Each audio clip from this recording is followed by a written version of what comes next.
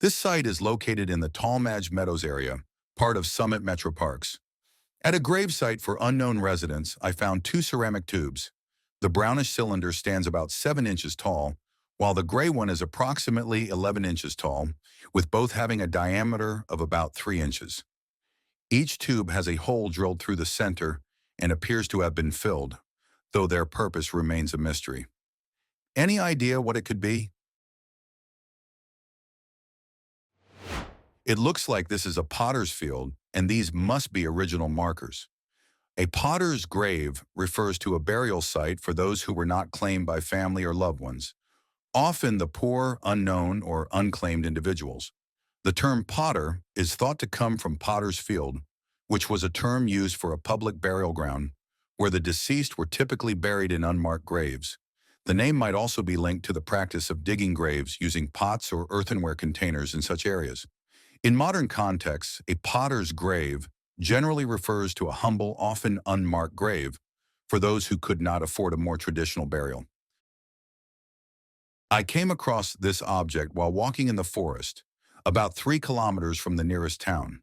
It appears to be made of rubber or a similar soft material, measuring roughly 30 to 40 centimeters in length and height. The object resembles 3 balls connected together, though I'm unsure of its purpose or what it might be used for. What makes it even more mysterious is its location, right in the middle of the forest, near a newly constructed path. Any ideas what this thing is? It's a shooting target. Note the small holes which seem undersized. This is because these things are made with compressed rubber, formed under pressure.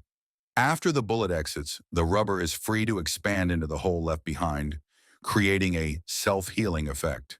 If you hit it fast in the same spot twice, it will still move to show it was hit because the hole is already gone. It was standing alone in a British park, about the height of a person and hollow inside. Made of metal, it appears that something once sat below each of its 4 exits. It wasn't near any bins, benches, or the separate children's playground. My best guess is that it's something you can throw balls through, but I'm left wondering, why? I've already searched terms like round metal structure in park and hollow metal sphere at park, but unfortunately, nothing has come up.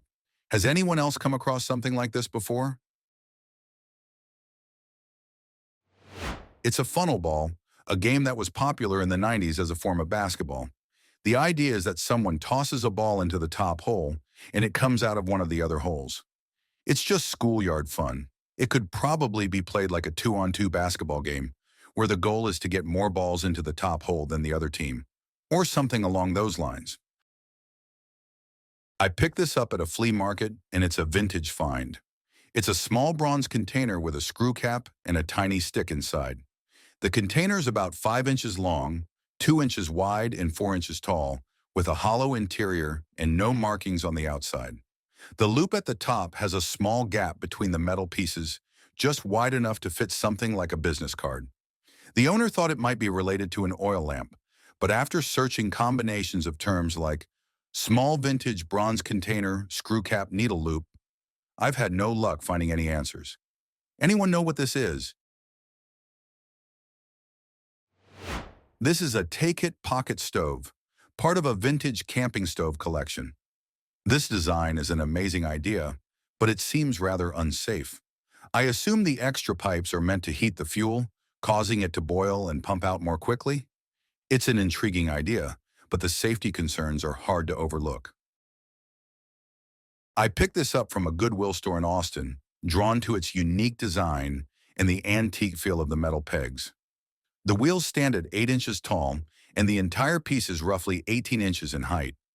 Surprisingly, it's a bit heavier than it appears at first glance. I can't help but wonder, what exactly is this? Any ideas on what it could be? It's a Canon Carriage, though it's missing the cannon itself. I've seen similar ones used to hold cigar lighters or various sizes of wine and champagne bottles. If this was meant for one of those purposes, it's lacking some fittings and padding. I believe this particular one might be able to hold a magnum-sized bottle. Funny enough, I don't even drink, so I'm currently using it to hold a book instead. I think it looks pretty great as a book stand, though. Definitely adds some character to the space. I found this scrap piece buried under a shed in my backyard in Norwell, Massachusetts. It stands roughly 4 feet tall, is made of lightweight metal, and has an information plate with various serial numbers. The shed itself was likely built about 30 to 40 years ago, so this piece is at least that old. I've searched using different combinations of the numbers and letters on the small info plate in the photo, but haven't had any luck finding any relevant results. It appears to be part of a vertical stabilizer from a military aircraft, though I haven't been able to identify which specific aircraft it came from. Can anyone help me figure out what type of airplane this might belong to? It's not a rudder, but the right stabilizer from a twin-tail Beechcraft Model 18. The Beechcraft Model 18, or Twin Beech, as it is also known, is a 6 to 11 seat, twin-engined, low-wing, tailwheel light aircraft manufactured by the Beech Aircraft Corporation of Wichita, Kansas. Continuously produced from 1937 to November 1969, over 32 years, a world record at the time. Over 9,000 were built, making it one of the world's most widely used light aircraft. Sold worldwide as a civilian executive, utility, cargo aircraft, and passenger airliner on tailwheels, nose wheels, skis, or floats. It was also used as a military aircraft. I came across an intriguing object by the side of the road in the Low Country, South Carolina. It's a tall, weathered cast iron tower, standing about 3 feet tall, with 2 large round plates affixed to it, likely designed to hold something. Upon closer inspection, it seems as though 2 additional plates are missing from the opposite side, leaving the structure incomplete.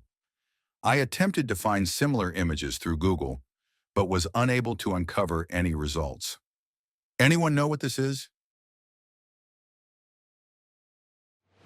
It's a separator post from an antique wrought iron gate, repurposed, likely as a plant pot stand. The base and arms are not original, and the 2 missing sections on the other side are where another railing would have been attached. I found this object in a kitchen drawer. It's made of steel and aluminum, measuring about 6 inches long, 1.25 inches wide, and 1 inch tall. The handle is magnetic, while the end part appears to be made of aluminum, based on its look and feel. The end is stamped with the word "depose" inside an oval, which got me wondering, could it be part of a pasta maker? One family member believes it's a pie crust crimper. The head part is placed perpendicular to the edge of the pie pan and pulled down slightly, crimping the bottom and top crust together while neatly cutting them at the edge. Anyone know what this is?